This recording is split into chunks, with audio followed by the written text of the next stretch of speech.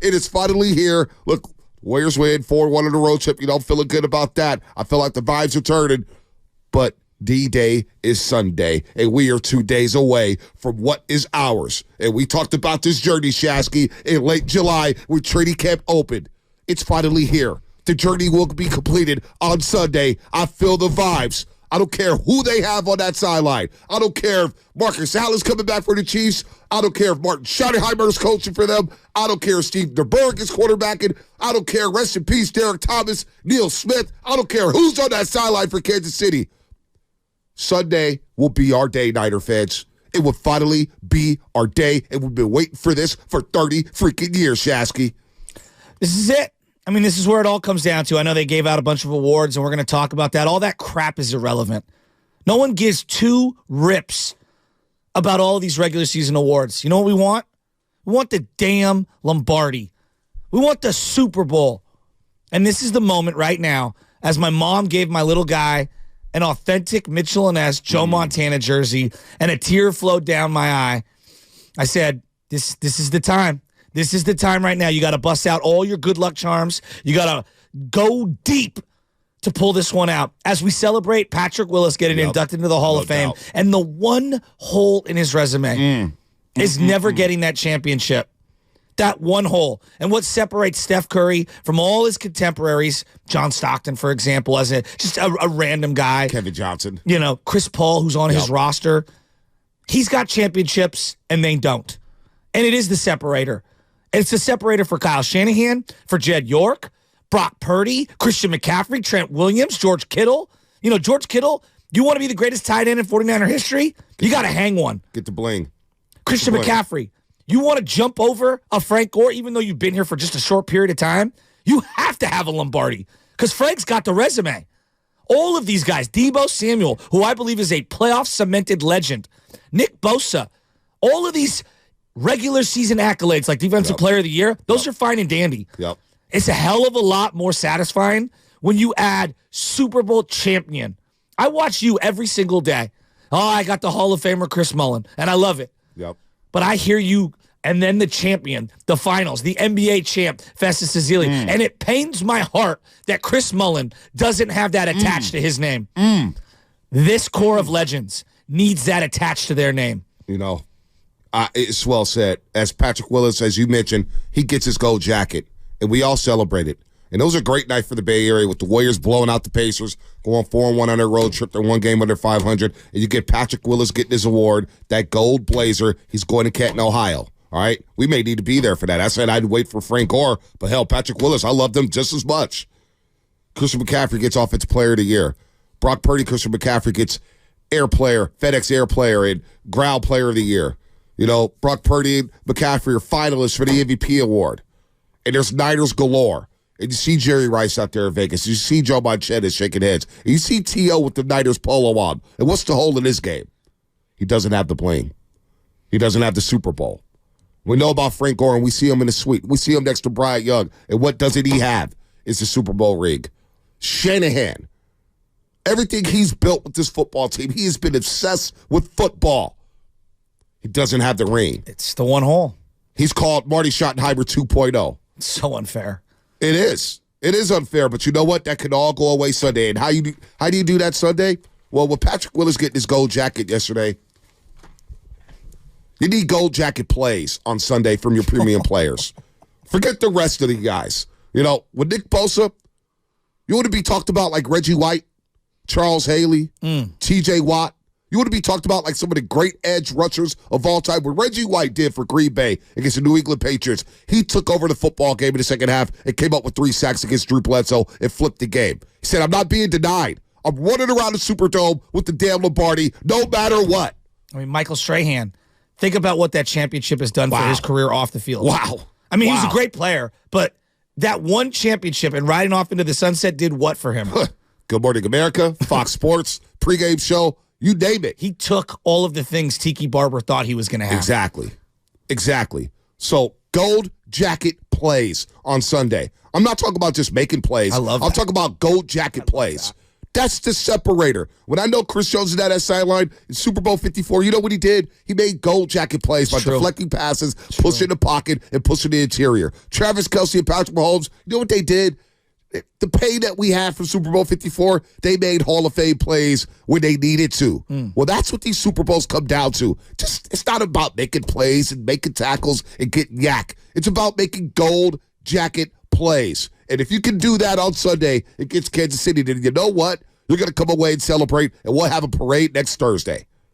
But you got to take care of the little things. You got to tackle, Shasky. You got to tackle in this game. You got to take care of the football. And you know what? Nick Bosa, I'll start with him. You want to be that game changer? You know, you want to be that premier edge rusher? You want to play like DPOY?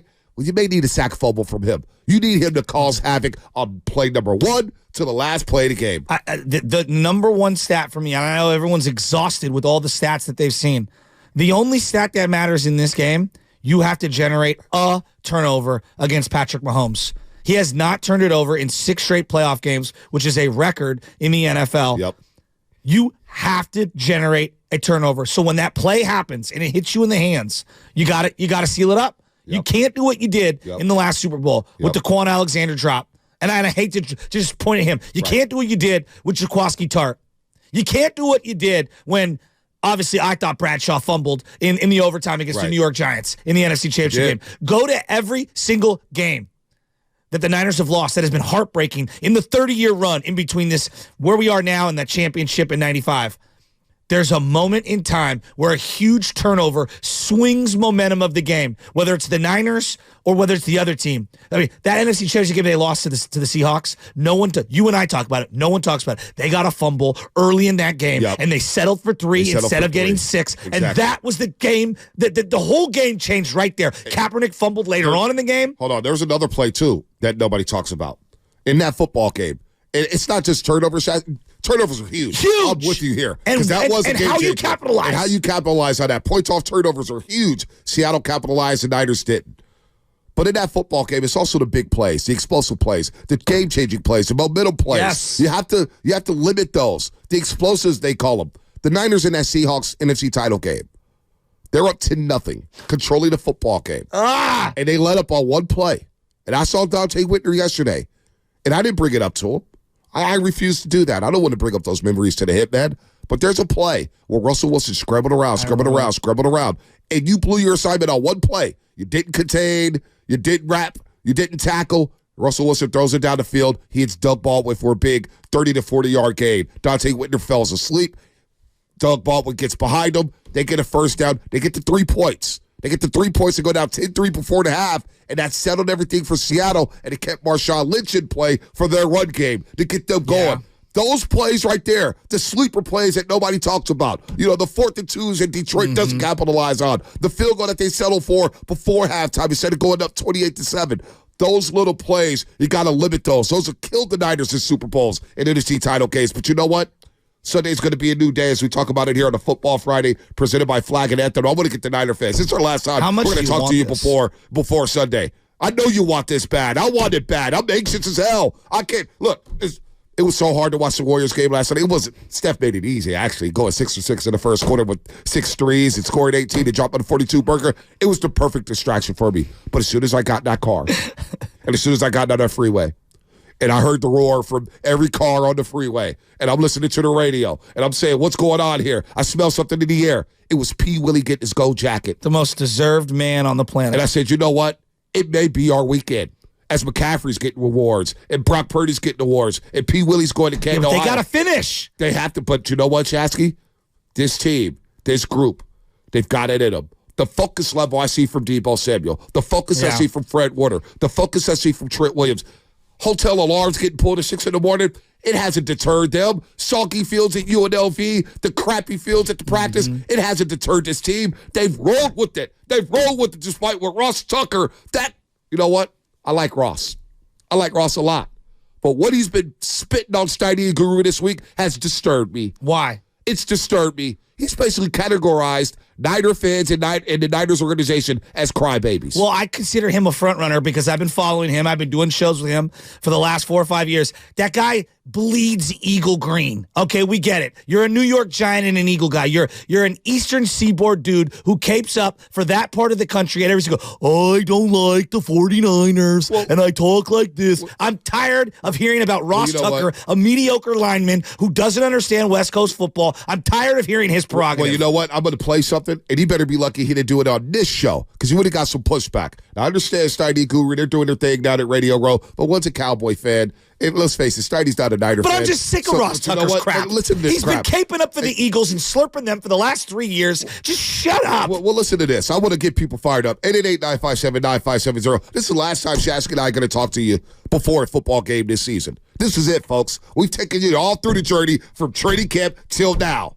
On Monday morning, I'm expecting to talk to the Roasters and talking to them about a Super Bowl victory for the first time since January of 95 in the 94 season. But listen to what Ross Tucker had to say about my 49ers, about your 49ers, Shasky, about your 49ers Roasters. How about Ross Tucker? Listen to him on Steiny and Goo yesterday at Radio Row. The Niners could be a really likable team if they would just stop complaining all the time. About what? About everything.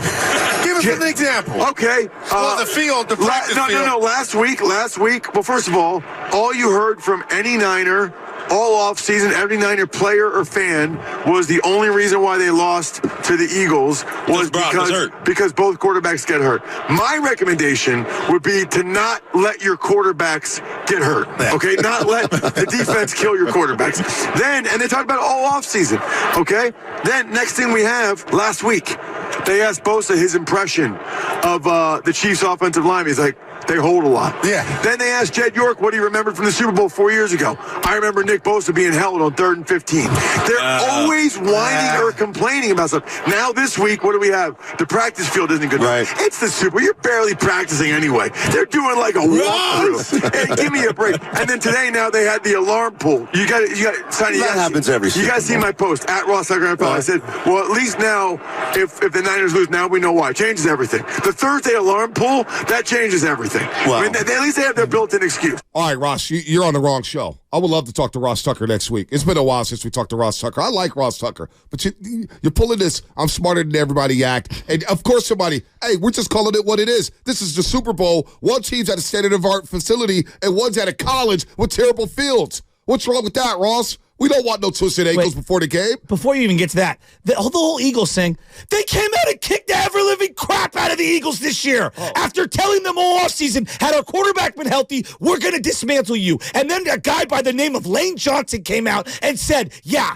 the Niners broke our souls. We'll play that a little bit later. They broke our souls. So as far as I'm later. concerned, the Niners wrote a check all offseason and then cashed it on the face of Sirianni at the 50-yard line as Debo was telling the entire city of Philadelphia, how's my ass taste? But not only that. I'm so fired up right now. Steiny laughed and said, the alarm gets pulled every Super Bowl. Oh, does it?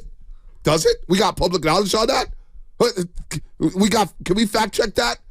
Can we fact check that? Nobody's going to use it as an excuse.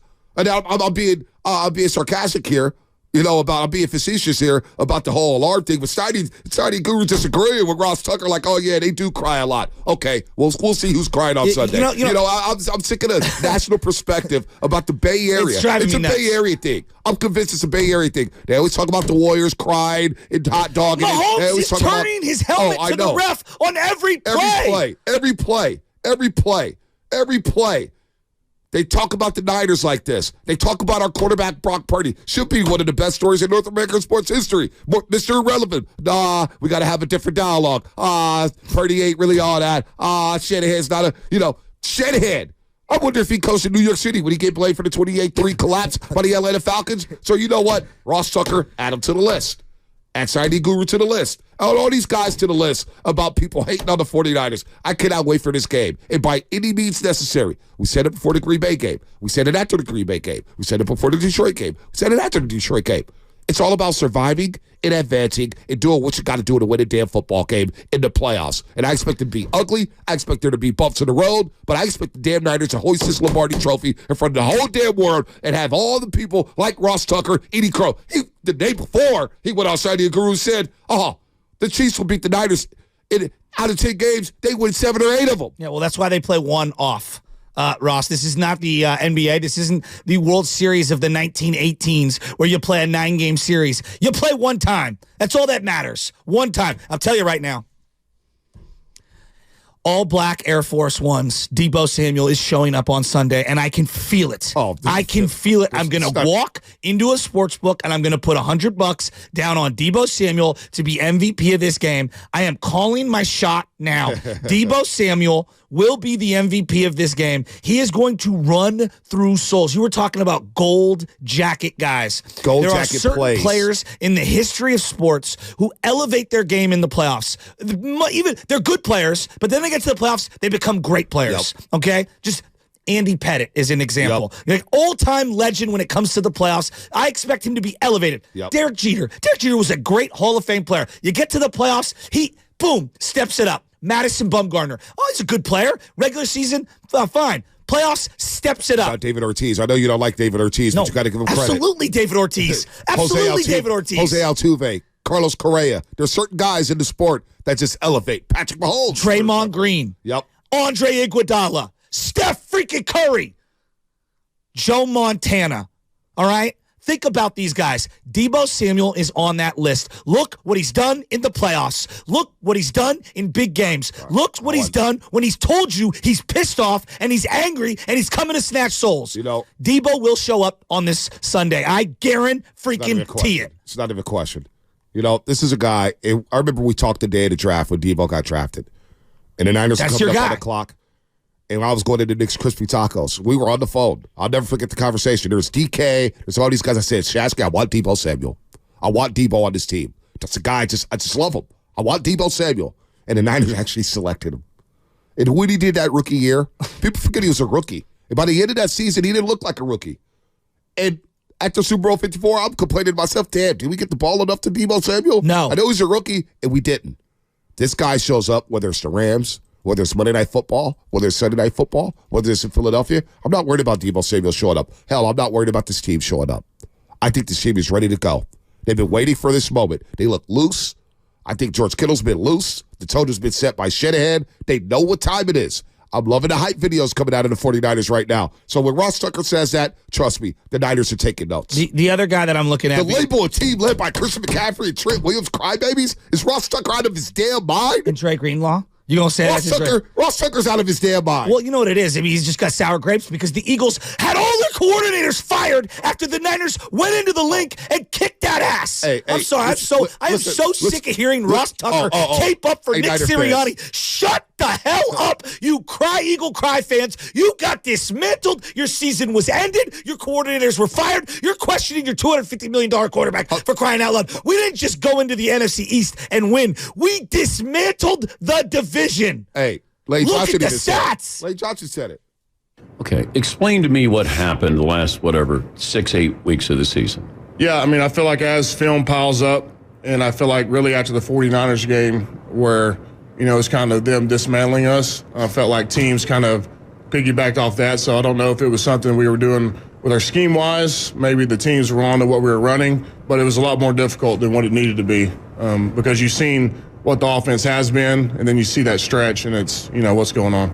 Huh. So Lane Johnson. That's a Hall of Fame player. Hall of Fame player said, yeah, they broke us 42-19. They dismantled us. And we knew it because Deebo Samuel walked in there and talked that week. He told everybody Bradbury was trash. He told everybody that if Brock Purdy played, that they would have won that NFC Championship game. Ross Tucker, I saw you on the sideline during that NFC Championship game. You know damn well if Brock Purdy played, we would have been playing the Kansas City Chiefs last year in Glendale. But you know what? That's that. And that pain that we had to endure all offseason. They have to win this one. They will win this one, Shasky.